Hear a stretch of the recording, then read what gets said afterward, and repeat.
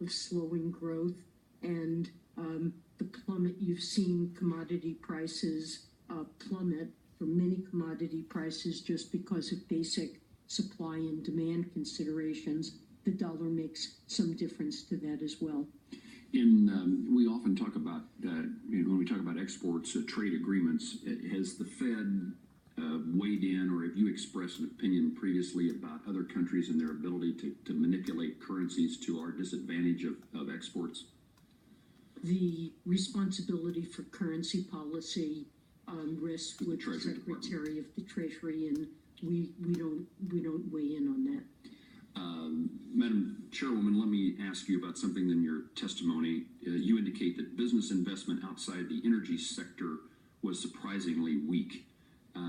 Would you indicate to me, elaborate on the factors that lead you to that statement? And when you exclude the energy sector, is that just because of definition, or is something happening in the energy sector that indicates investment?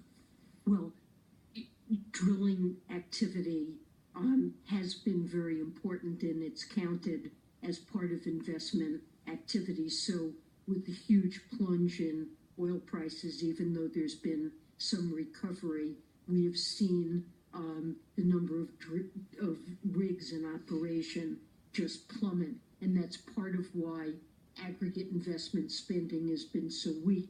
And we understand that and expect it because it reflects the decline in oil prices.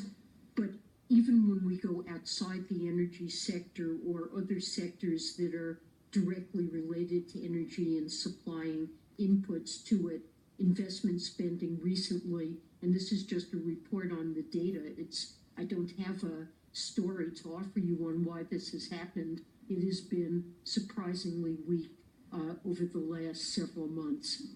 It hasn't been very strong investment spending generally. We talked about this earlier.